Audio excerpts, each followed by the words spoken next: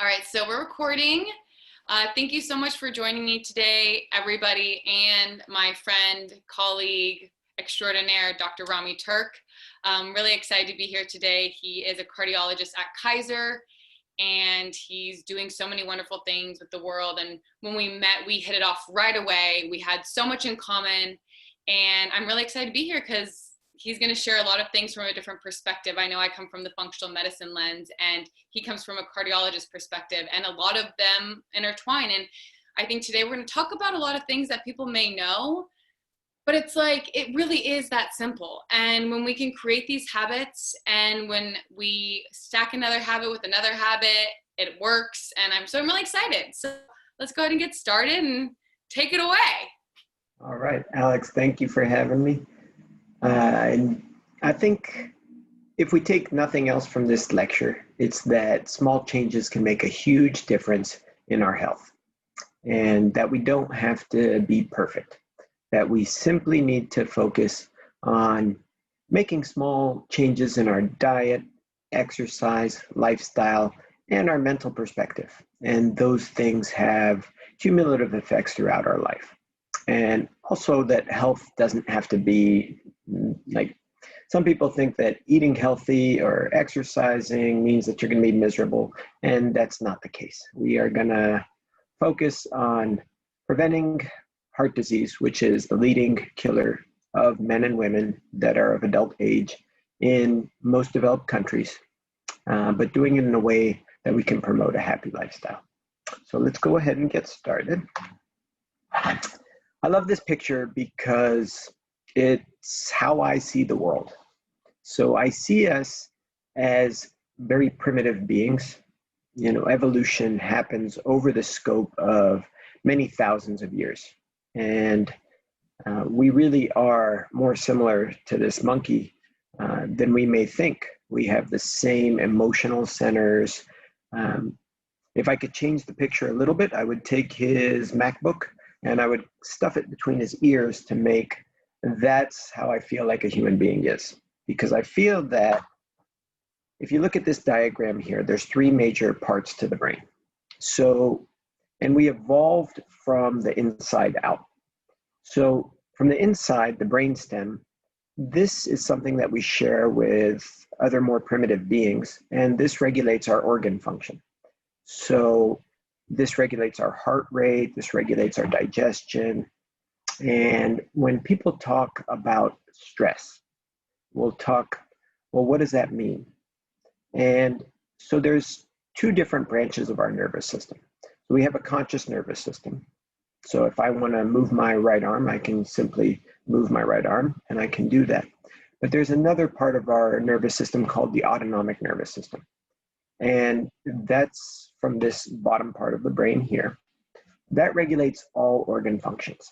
And it's on a continuum where you have, on one side is the rest and digest, and that would be sleep, eating, things like that. And the other side would be, the extreme example would be a very stressful event. So you are in life-threatening danger, and either you or a loved one, and we've all been there, and you feel your heart racing, you feel your palms sweating, you have an immense amount of energy, and that was there for a reason. That was there to keep us safe and to either fight the danger that's there or to get away from it, fight or flight. However, previously, let's say several hundred years ago or even thousands of years ago, those stressors were not that frequent. And so we would activate that system only occasionally. But now, in modern day times, you're driving in traffic and somebody cuts you off and you're going to feel a surge of adrenaline. Or maybe you're on social media and somebody didn't like your post and you're going to be upset. And these little chronic angers build up. So we'll talk a little bit about that. The limbic system is our emotional system, which we share with primates, and which is something that really makes us human. And talking about emotions, and Alex, I know, teaches you about how to process emotions and deal with emotions, but we'll discuss how that actually translates into hard outcomes. And finally, this is our thinking brain, the computer. which most of us, myself being very guilty, we live in our heads here in the computer part. And this computer can hijack us and try to tell you that, try to overthink things and say that, I'm going to be happy when I do X, Y, or Z, things like that. So we'll talk a little bit about that. So back in 1900 and before, but this is less than 120 years ago, our life expectancy was short. So somewhere into our 40s, and the leading cause of death was infectious. And since then, of course, I made this slide before COVID, so we're dealing with a new viral pandemic and things have changed. So we obviously haven't eradicated infectious diseases, but we made big strides in reducing infectious diseases, primarily through vaccines and antibiotics. And when we made those changes, the life expectancy went up significantly. So if you look at 2017, average life expectancy, 79 years.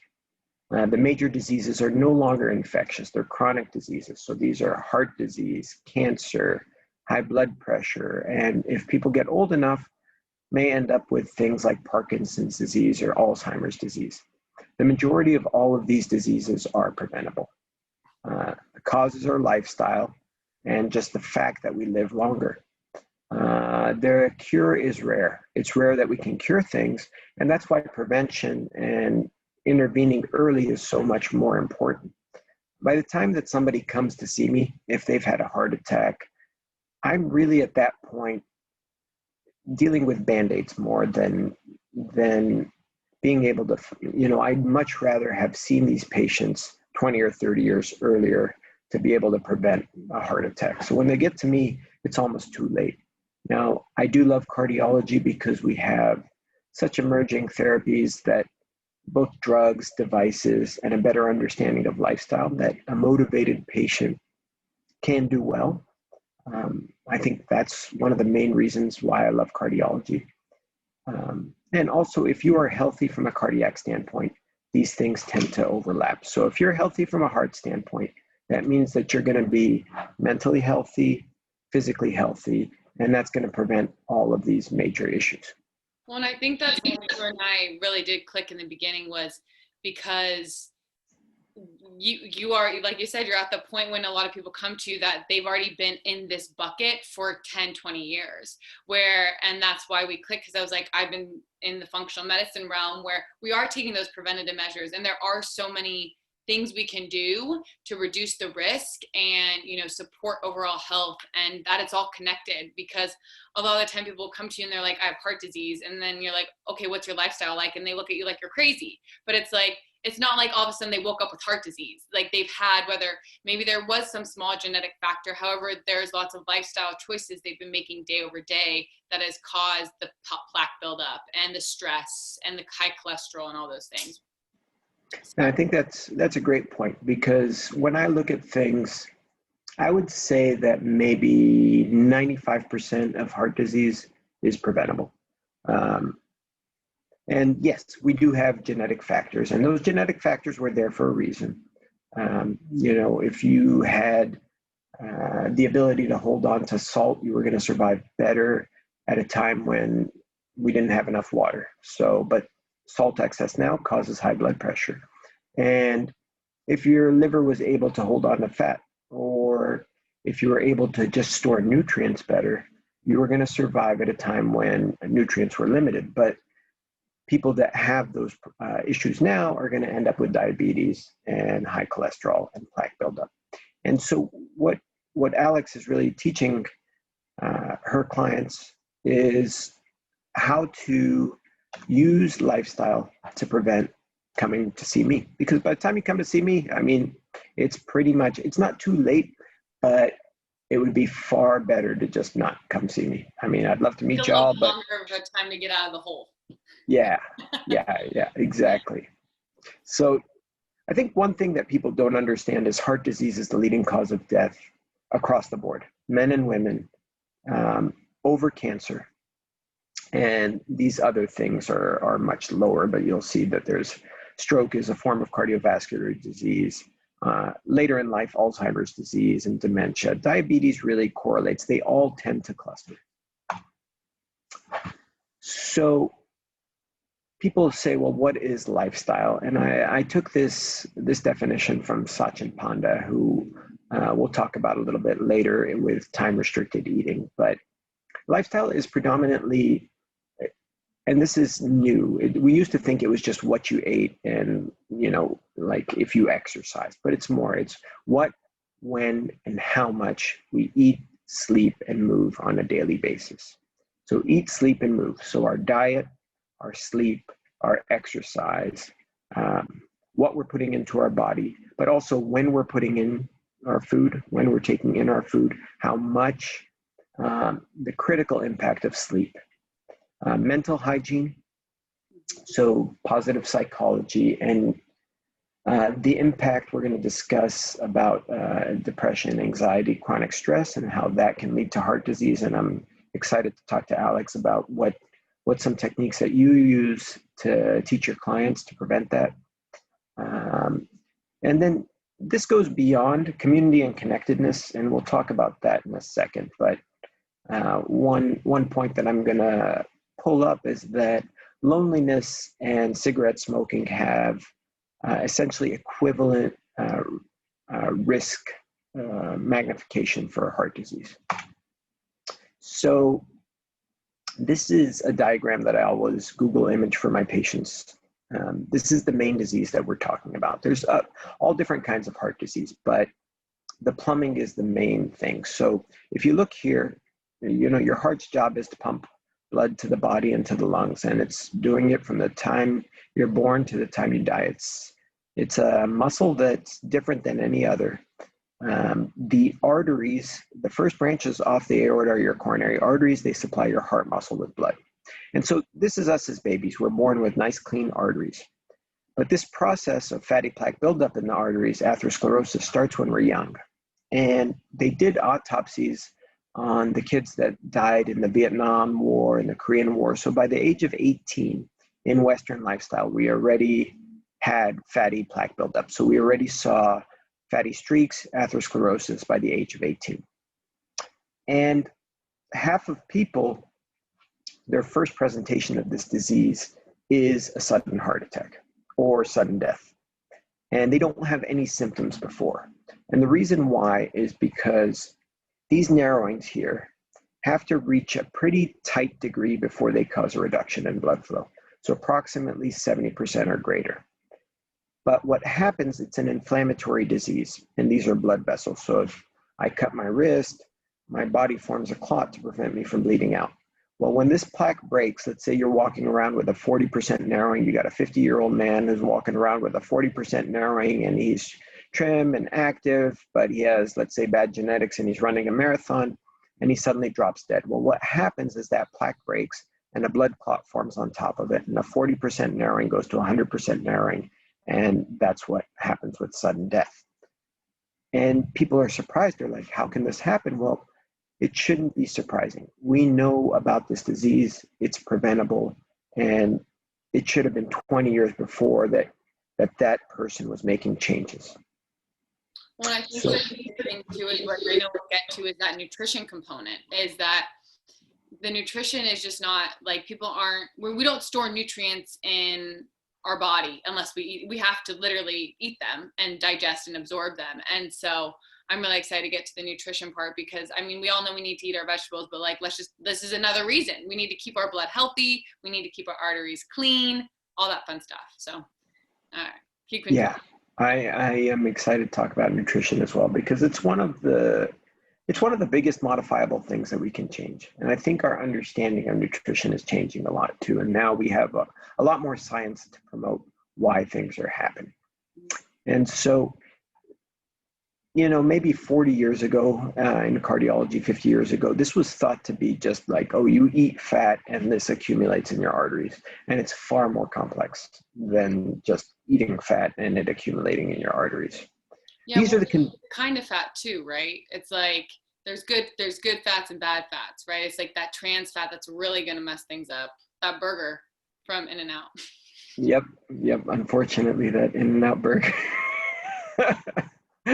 But still okay to have once in a while. Still okay to Just have two once in a while. vegetables with it. Yeah, just not every day. Just can't have your double every day.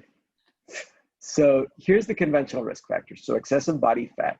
The good news is a lot of these things cluster. There's something called risk factor clustering. So if you take me and let's say feed me an ice cream diet for 12 weeks, I'm going to start to put on belly fat.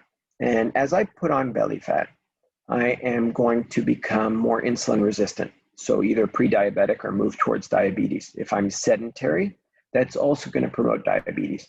Both of those things are going to raise my blood pressure and change my cholesterol profile. Cigarette smoking and tobacco use, I think we all know how bad that is, but vaping now is becoming a very common thing.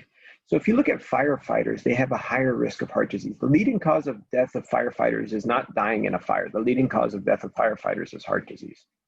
And we don't know exactly why. It may be stress, it may be, bad diet, but there's definitely that something about inhaling smoke is likely inflammatory to the blood vessels. And right now we're dealing, it's August 21st, 2020. We have the California fires. I went out today. The air pollution is definitely correlating with worse health outcomes. We're usually fortunate to have clean air.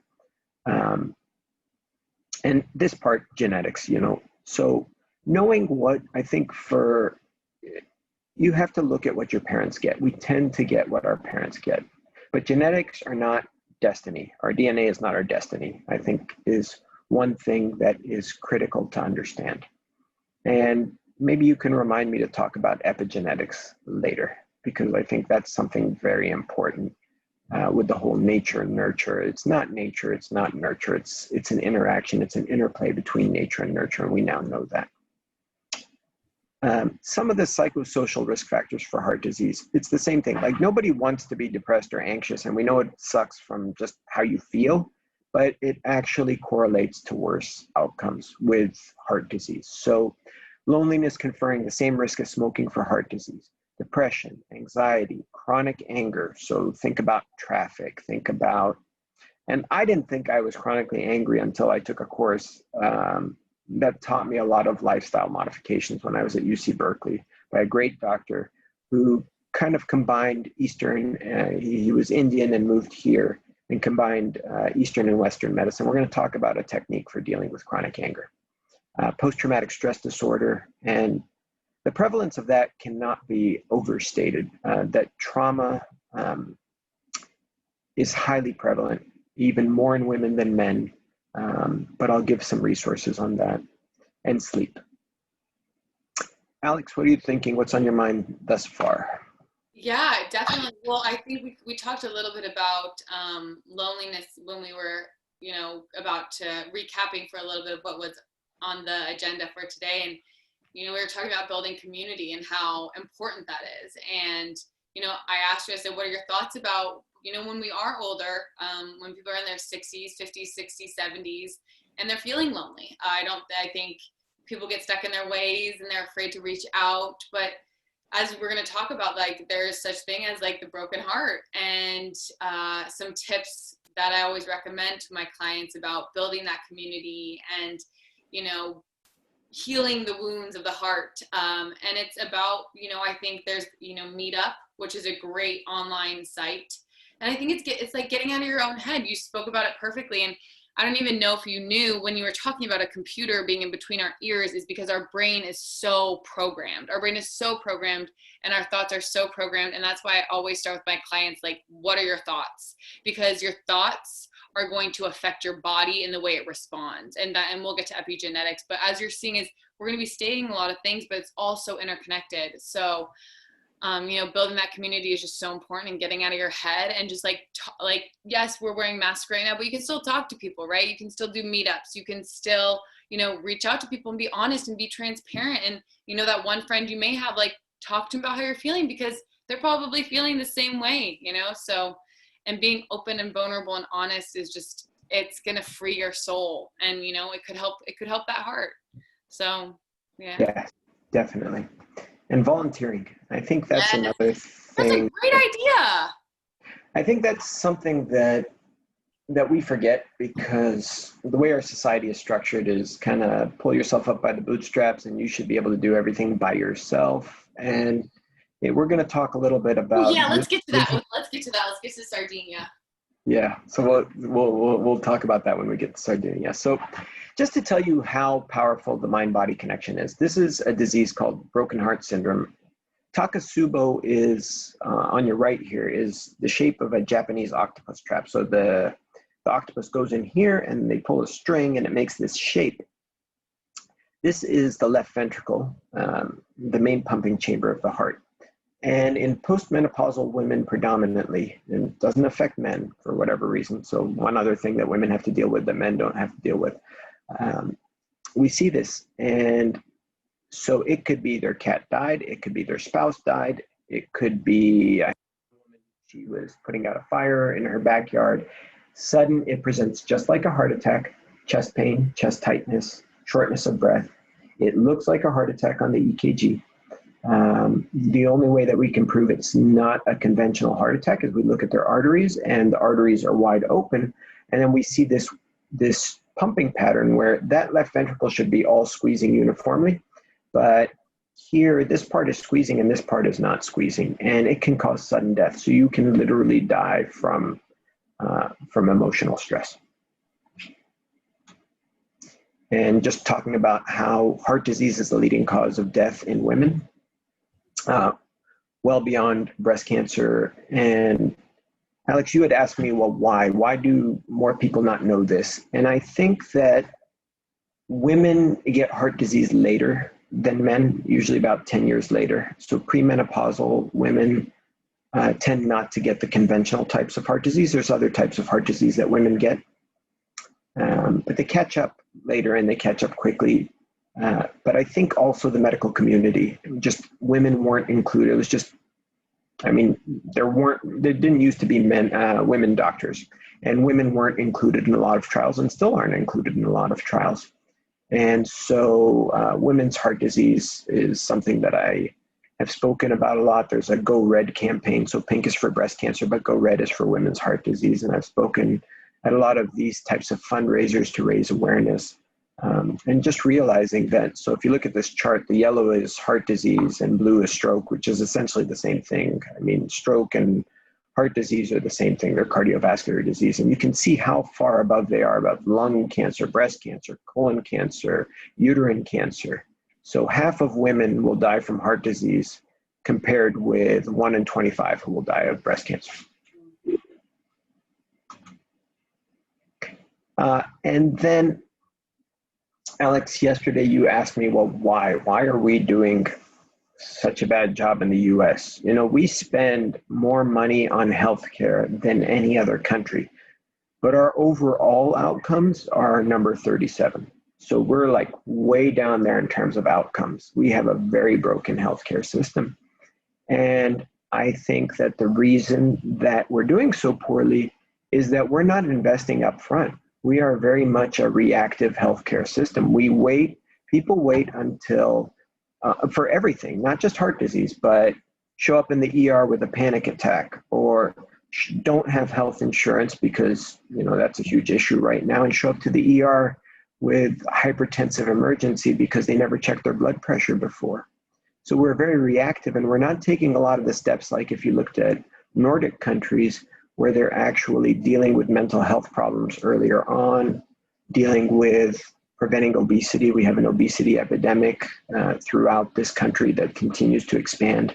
And a lot of these things are preventable. And this chart just shows that as your your BMI, your body mass index, but pretty much as you gain more body fat, your chances of death increase from heart disease. Let's stop there and just see if there's anything that is on your mind, Alex, before I proceed. No, yeah, this is all great. I'm excited to talk about ways to prevent, so let's do it. Okay, let's keep going. Exercise. So once again, that motto, aim for success, not perfection, was given to me in medical school by another doctor, because doctors and any high achiever, we tend to be very perfection oriented. And I think with our health, we don't want to be like that, because There is no such thing as perfection. And when you aim for perfection, it pretty much means you're not going to do anything because perfect doesn't exist. So what I want is, let's just do something. It's better to do something than nothing. So let's just set a really low bar of just taking a walk. And that's what I tell my patients. Just 30 minutes, 5 times a week, go walk. That's all you have to do. And if you want to do more, then you can, go faster. You can do, interval training where you walk fast and then walk slow. You can add stairs, you can add hills. If you're trying to focus on weight loss, an hour, 5 times a week, initially your appetite will go up when you start exercising, but after a couple of weeks, it will downregulate your appetite and you will crave healthier foods.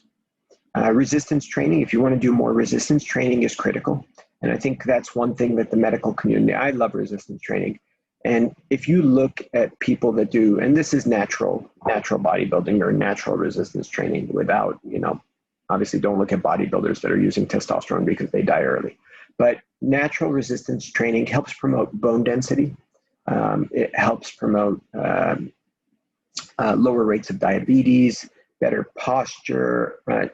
If you look at the bone density of somebody that is 60 years old and has been lifting weights their whole life, they tend to look more like a 35-year-old person.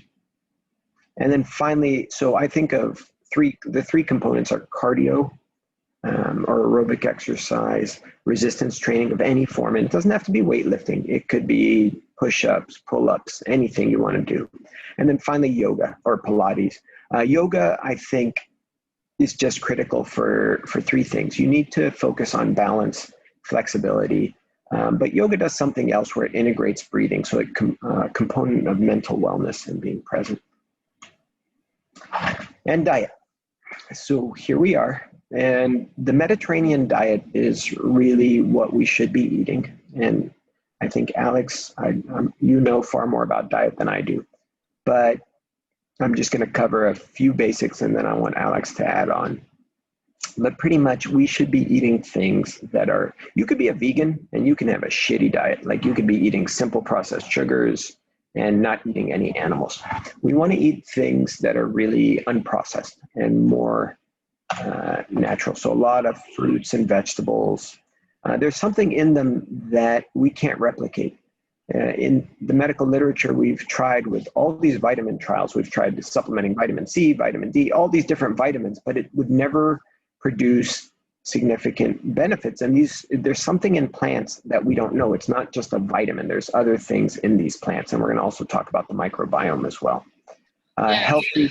A lot of the things, so what it is they don't know exactly what it is, but what they do know is, you take a multivitamin that's hopefully high quality, if anything, and it has maybe 10, 15 tops nutrients in it, right? But then you eat a stalk of broccoli and it has over like 500 nutrients at the same time. And there's certain nutrients that you need to actually combine with one another in order for them to be digested and absorbed into the cell. And that's like a huge reason why they're like, we can't recreate vegetables because they have components. Like, for example, you're supposed to eat beets with the beet greens because there's 2 different components in them that when you eat them together, it helps absorb it into the cell. So it's very interesting. Yeah, I'm so happy you brought that up. That's actually a huge reason why. Nice. And then with the microbiome, so the fiber, so the microbiome is really just, we have a certain amount of DNA, but there's more DNA living in us than in us and on us. So sorry for any germaphobes, but we're covered in bacteria. But they're not, there's good bacteria and there's bad bacteria, right? There's good microbes and there's bad microbes. So yeah, we're trying not to get COVID, but the bacteria that live within us can protect us and do protect us and change the expression of our DNA. And it's a big area of research, but prebiotics are really just fiber. So when you eat vegetables, you're giving a growth medium for these bacteria to grow on. So the Mediterranean diet, and you can read more about it and Alex will tell you more about it, but pretty much we want to be more plant-based. We want less animals. There's a lot of fad diets out there right now. So keto and, eating a bunch of bacon and doing all of these things. And it's once in a while having some is okay, having some animal, but less processed foods, less animals overall. And if you do actually have severe heart disease, for patients, especially for patients that get it young. I mean, I had a 43-year-old male that he was dealt a bad genetic hand, and he had a 99% narrowing in his main artery. And I told him, like, you need to be vegan. Like, at this point, if you want to stay alive for a long time, in addition to the medications, you need to be vegan, you need to be trim. It's a whole thing. Not everybody has to be vegan, but as far as we know, that may be one of the best diets for preventing cardiovascular disease. And trust me, I'm far from a vegan. So these are just some books that I think are great. So Walter Longo is an aging researcher, and he is the guy that came up with intermittent fasting, which is different from time-restricted eating, which we're going to talk about. So time-restricted eating means that you eat for a narrower window. You consume calories for a narrower window during a 24-hour period. Intermittent fasting means that you're fasting periodically. You may go 24 hours without eating. You may do a 48-hour fast. That's what intermittent fasting is. But in this book, he talks about the longevity diet. And I would simply say that you don't have to, he's also promoting a fasting mimicking diet that he sells. You don't need to purchase that. But just learning the dietary principles there is a useful thing. He's a USC researcher on longevity. And when we say longevity, we're not looking to live to 100 or 90 and have a poor quality life. We want to be mentally sharp, physically active, and maintain a good quality of life. This one is written by a physician, How Not to Die, and he talks not just about diet, but a lot of other things. This one is about trauma, the body keeps score. And this one changed. I recommended for when I was in school for functional medicine. This was a huge recommendation because autoimmune disorders right now are on like the rise, as well as all the other diseases, right? And the body keeps score, because I think it's really hard for us to wrap our heads around that, like, what happened to me when I was 3 and like now it's affecting me when I'm 40, 50. Like, yeah, actually, like the body knows what's going on. Yeah, so I'm glad you recommended that book. I recommend it to a lot of my clients. Yeah, it changed the way, like now when I see a bunch of diagnoses like fibromyalgia and irritable bowel syndrome and depression and anxiety, I know that I simply just ask. My trauma history is, was there a significant trauma? I don't ask what it is because I'm not qualified. I'm not a therapist, but just kind of moving them in the direction of processing that and seeing things more. I think the more that you work in medicine, the more that you start to see patterns and simplify things rather than making them complex. So what did you think of this, Alex? Yeah, this is great. So I highly recommend watching this show. He talks about water, not in this one, but lots of water in France. And he goes to the different places in the world. And I watched this morning because you recommended this episode. I hadn't seen it. And you know, it goes back to everything we're saying. I think and like you just said a few seconds ago, is like making it simple. And like, where are we going? Like, where are we going so fast? Why are we so stressed out? Why are we honking? Like, you know, and I think it's so important to take that time. And, you know, it's really funny. It's not funny. Zac Efron gets emotional. I know I'm going to get emotional in the episode. And, because he's in Hollywood, and I was in LA. I was a trainer. I was doing bodybuilding, and I was eating a high protein diet. I was eating a disgusting amount of protein. I was eating at least a pound of chicken a day for like 6 or 7 months, and I was super lean, and I felt like crap. And you know, you see that this is what we're now. A lot of the trainers in the bodybuilding world and in general are preaching this high protein diet, and I was one of them. I definitely was, and because it's what I knew, and people want to look like me, and that's what I was doing, and that's how it is. And I'm starting to learn that it's about listening to your body. And, you know, you can see that they're eating pasta every day for every meal, but they're eating it slowly. They're calm. So their immune system functioning, their metabolism functioning, they're relaxed. They have community. They're eating foods that are locally grown, high in nutrients. And here, every wheat crop is sprayed with glyphosate, which is Roundup. And it's like, of course we're getting sick. And of course our heart can't stand strong against glyphosate, or Roundup, you know? So I really enjoy this episode, and I think it's bringing it back to the basics, and I hope that message is really starting to get out there. But yeah. Yeah, and tell us what a blue zone is. Oh my God, that's what's so funny too. I learned I knew what a blue zone was, but I didn't. It's funny how the name came about, which is in the episode. But there's 5 blue zones, and it's who has the most. They studied these 5 zones because they had the highest age of people living in the areas. And so they studied what they were eating, what they were doing on a day-to-day basis, and how they were communicating with one another, and what they did for a living. And, Sardinia is one of those 5 blue zones. And you can tell they're living to 100, 103, 104, and it's pretty cool. Yeah. And so it's interesting. I think that it's not so Walter Longo was interviewed in this episode along with another aging researcher. But yeah, what struck me is it's not just what they're eating, it's also how they eat it. Like you were describing, there's a community, how they make the food, how they share, how there's a town square, where they, the 97-year-old that goes for a walk every day and he worked as a shepherd. So a lot of connectedness with the earth.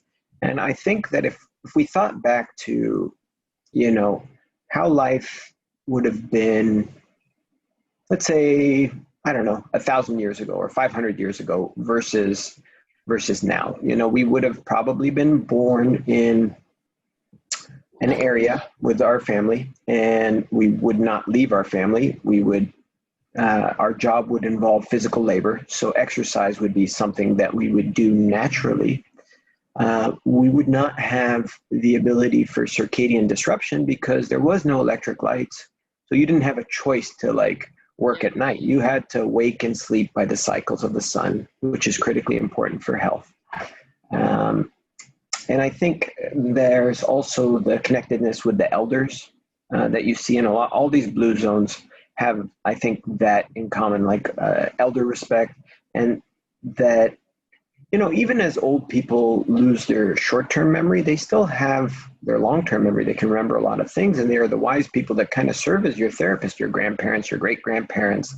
And I think we're losing a lot of that in this society. So I think that when people try to dissect, what is it about these blue zones? Oh, okay, they eat this, it's just going to be food. It's not just the food. It's how they live. There's so many different things. But I think that we can learn from that and recreate it in our own lives, in our own communities. We're running a little short on time.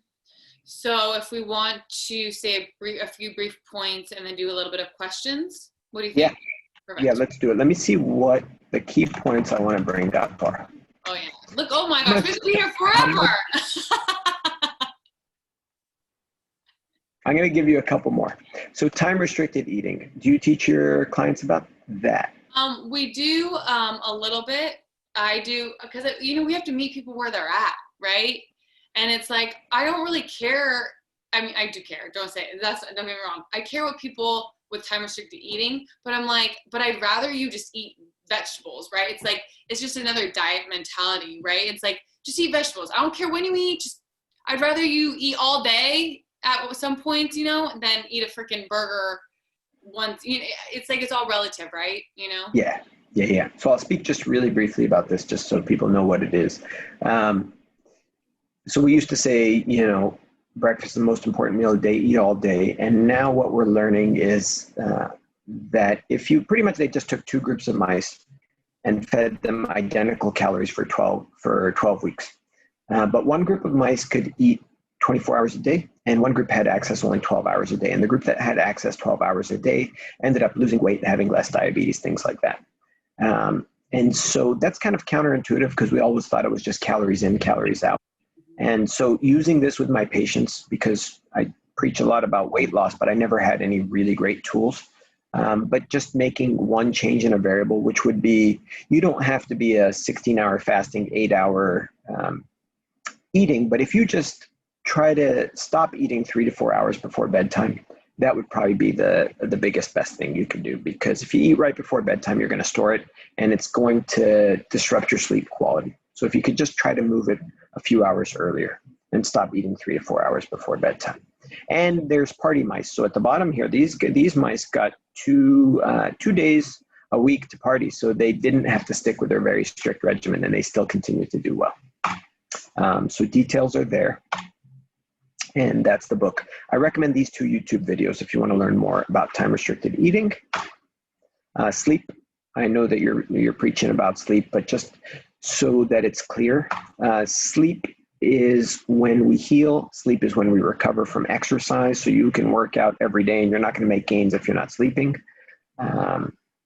And there is no such thing as, oh, I only need 5 hours of sleep a day, because the people that do that end up with dementia later. So we're finding that all the chronic diseases come from a lack of sleep. A lot of them do, like Parkinson's and Alzheimer's, things like that. Caffeine. This is a 2-hour free audiobook on Audible, written by Michael Pollan. Caffeine is a very powerful addictive substance. I don't think I would have become a doctor without caffeine because it allows me to focus so well. But just a couple key points. Keep your sources of caffeine natural, right? So no energy drinks. It's neutral to beneficial for you. But caffeine has a quarter life of 12 hours, which means that if you have coffee at noon, at midnight, 1/4 of that coffee is still in your system. And even if you are able to sleep, the depth and quality of your sleep won't be the same. Same thing for alcohol. It'll help you fall asleep faster, but it will reduce your sleep quality. So keep it in moderation. The microbiome we talked a little bit about, but this is where we're starting to understand how a lot of things happen. And so maybe you can just tell us a little bit about your thoughts on the microbiome, and then I'll chime in. So there's, like you were saying, there's more bacteria. We have more bacteria in our body, on our body, than we do cells, which is just crazy. So a lot of this right now is based off of the epigenetics. I think is more like important part to focus on, because epigenetics is, so we're born with genetics, right? That blueprint. And then what we do, epigenetics, whether what we put on our skin, the air we breathe, the food we eat, our relationships, our self-talk, that's epigenetics essentially. And that's going to turn on and off our cells. Is that it? How would you explain it? Yeah, so that pretty much DNA is the code, right, that you're born with, but DNA has to get expressed. And the expression of, I see epigenetics as the connection between nature and nurture, right? So you can have an alcoholic mom, but you can, and that will change how your genes are expressed. But then if you make lifestyle changes in yourself to meditate and, make sure that you focus on self-love and things like that, you can end that cycle for your children. It doesn't have to be this recurring cycle. And you can, so epigenetics is kind of the way that nature and nurture interact, with nature being your DNA and nurture being your lifestyle. And epigenetics is actually the connection where your DNA change. It doesn't change your DNA, but it changes how your DNA is expressed, and that can be passed on to future generations. Mental wellness. Yeah, because so what would you sum up, because we are getting short on time, what would you sum up is like 3 ways that people can reduce their risk of heart disease? Okay. 3 most important things would be eat well, exercise, and in those 2 things, you're going to maintain a reasonable body weight. And then the third one is positive mental hygiene. Yeah, that's great. I think it's great because, at the end of the day, and when you say eat well, it's like what we spoke about, right? The Mediterranean diet, eating plants, have a little protein, have a little carbs, have a little fun. But overall, like, what food's going to make, like, think about it. Like, what do you think of French fry from frickin' McDonald's is going to do to your arteries, And it's like, what do you, and eating well and nourishing your body doesn't have to taste bad. It doesn't have to be boring. Like, put some seasonings on it. Use tons of herbs. And herbs are going to help actually, guess what? Help your blood and help the arteries and reduce the risk of heart disease. So it's like, if your food tastes boring, then you're not using enough flavor. And that's what we need to do, right? And there's so many benefits of food, like healthy, good, yummy foods. So yeah. All right. So, and this is kind of just what I had talked about. Just make small changes. Just try go through these slides, watch the video, and just try to make 1 change a week. I think that's also what I would say is just try 1 new thing a week, run an experiment.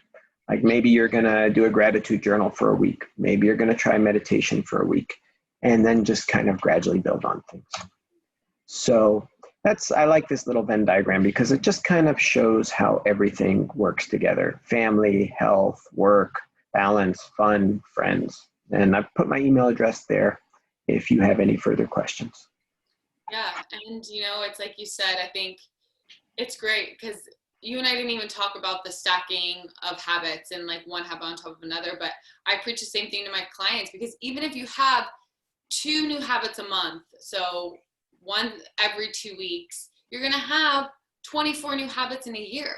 So it's like really focusing on one thing at a time. So take one thing you learned today, one thing that you think you can do, and add it to your day. Whether, for breakfast you add a handful of greens to your dinner, or like you said, adding the gratitude journal, or, taking some deep breaths first thing in the morning when you wake up, getting your body and your mind right is so essential. Or like you said, a walk is amazing. It helps you get vitamin D, which is going to help your hormones, and it's going to help your gut health and your immune system. So it's like those small changes that are going to add up to a huge different lifestyle.